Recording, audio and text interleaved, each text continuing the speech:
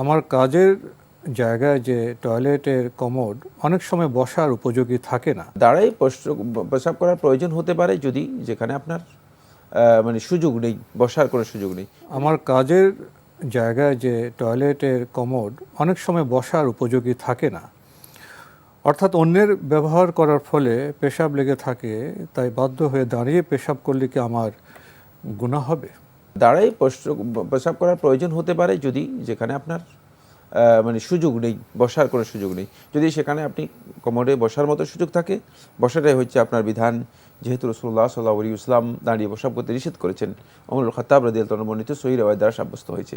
সুতরাং এই কাজটি ইচ্ছাকৃত যদি কারো করতে হয় তাহলে তিনি গুনাহগার হবেন, ইচ্ছাকৃত করলেই গুনাহগার হবেন। কিন্তু যদি ওজর থাকে, বসার জায়গা নেই, তাহলে তার জন্য জায়েজ রয়েছে। নিরুপায় হলে, বাধ্য হলে সেখানে এটা হতে পারে। প্রিয় দর্শক, আমরা পেশাবের সঠিক পদ্ধতি সেটাও জানলাম। আরেকটি প্রশ্ন করেছেন আপনি, আমার ওয়াইফের ব্যবহৃত স্বর্ণালঙ্কার যদি নেশাব পরিমাণ থাকে তবে এর কি জাকাত আদায় করতে হবে? ব্যবহৃত স্বর্ণালঙ্কারের ব্যাপারে বিষয়ে আমরা অনেক বক্তব্য দিয়েছি। আলেমদের দুটি মত রয়েছে, একথাও বলেছি। একদল ওলামায়ে কেরাম বলেছেন জাকাত দিতে হবে, আরেক দল ওলামায়ে কেরাম বলেছেন জাকাত দিতে হবে না, জাকাত আসবে না। এখানে আমরা যে বিষয়টি সবচেয়ে বেশি গুরুত্ব দিয়েছি সেটা হচ্ছে ব্যবহৃত অলঙ্কারের জাকাত দিতে হবে না, এটাকে আমরা অগ্রাধিকার দিয়েছি। এবং অগ্রাধিকার দিয়েছি কেন, সে বক্তব্য আমরা উল্লেখ করেছি। সেই বিষয়ে আমরা অনেক বিস্তারিত আপনারা আমাদের ইউটিউব চ্যানেলে গেলে পেয়ে যাবেন ইনশাআল্লাহ তাআলা। এর কারণ হচ্ছে একটাই, সেটা হলো যিনি স্বর্ণটা ব্যবহার করতেছেন, এখন তার কাছে জাকাত যদি দিতে হয় তাহলে এই স্বর্ণ যেমন একটা তার কাছে মনে করেন একটা হার আছে। এখন এই হারটা 7.5 ভরি বা 8 ভরি, এই হার যদি তিনি কেটে এখান থেকে 40 ভাগের 1 ভাগ জাকাত বের করেন, তাহলে এটাকে হার হবে না? এটাকে হার বলা হবে কিনা, এটাকে গয়না বলা হবে? দুনিয়ার কেউ এটা ব্যবহার করতে পারবে? প্রশ্নই আসে না। সুতরাং যেহেতু এর থেকে জাকাত বের করাটাই ইম্পসিবল, এর থেকে যেই সম্পদ থেকে জাকাত বের করার কোনো বিধান পদ্ধতি নেই, সেই সম্পদের উপর জাকাত আসে না ইসলামে। অনেক দীর্ঘ মূলনীতি রয়েছে, এটা একটা মূলনীতি।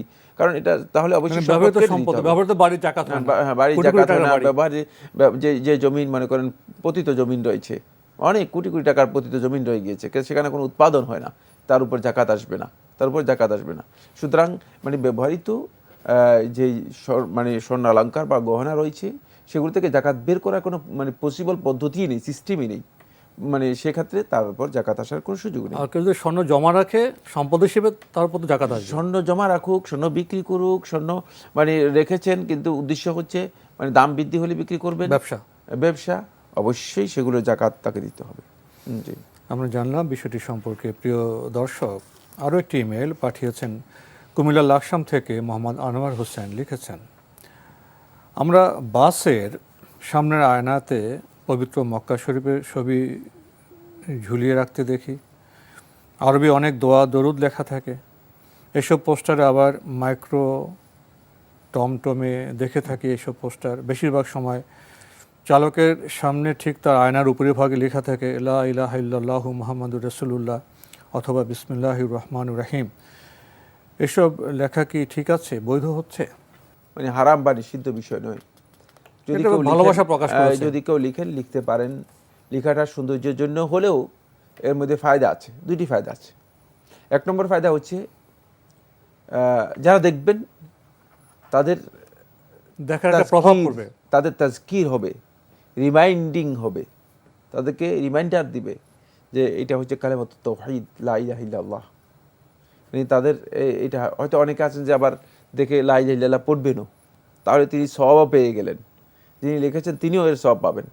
সুতরাং এখানে রিমাইন্ডার আছে, খুব ভালো করে খেয়াল করতে হবে। যেটা মানে মানে বেহুদা নয়, প্রত্যেকটা জিনিসের মধ্যে চিন্তা, শুধু সৌন্দর্য নয়, হ্যাঁ সৌন্দর্যের সাথে মানে একটা দাবি আছে, বক্তব্য আছে। কারণ হচ্ছে এটি কালেমাত তাওহীদ, তো আল্লাহ রাব্বুল আলামিন তাওহীদের কথা বলা হচ্ছে।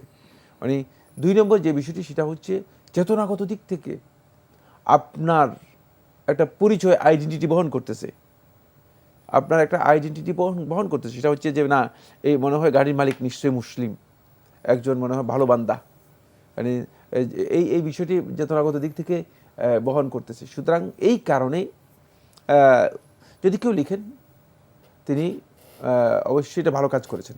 এটাকে ভালো কাজ হিসেবে চিহ্নিত করতে হবে, কারণ তিনি ইচ্ছা করলে সেখানে অন্য কিছু লিখে দিতে পারতেন, অন্য কিছু লিখতে পারতেন। অনেকে তো অন্য বা অনেকে নায়ক নায়িকার ছবি তো অনেকে টাঙিয়ে দেখা রাখে। যায় হ্যাঁ খারাপ ছবিও দিচ্ছেন ইত্যাদি ইত্যাদি। সেক্ষেত্রে তিনি যেহেতু এটা দিচ্ছেন, তাহলে বোঝা যাচ্ছে তার চেতনাগত দিক থেকে পরিশুদ্ধতা আছে, এটাও বোঝা যাবে, এটাও বোঝা যাবে। কিন্তু এটা এখান থেকে মানে আমি এটা বুঝাচ্ছি না যে মানে গাড়ির মধ্যে শুধু এটাই লিখতে হবে। গাড়িতে লেখার জন্য এটাকে লা ইলাহা কেউ যদি ইল্লাল্লাহ, লিখেন কালিমাতুত তাওহীদ অথবা বিসমিল্লাহির রহমানির রহিম, এটা গাড়িতে লেখার জন্য নয়। এটা হচ্ছে এটা নিজে জানার জন্য, এটা আমল করার জন্য। এটা হলো মানুষের ইবাদতের একটি মৌলিক বিষয়, কোরআনে কারীমের এটা আরো আয়াত। গভীর বিষয়। হ্যাঁ, এটা গভীর বিষয়। কিন্তু যদি কেউ লিখেন তাহলেও যে তিনি গুনাহগার হবেন অথবা তার এই কাজটি শুদ্ধ হচ্ছে না, এই বক্তব্য যথার্থ বা সঠিক নয়। এটা আপনার সামাজিক একটা প্রচলন বা সংস্কৃতির বিষয় হতে পারে।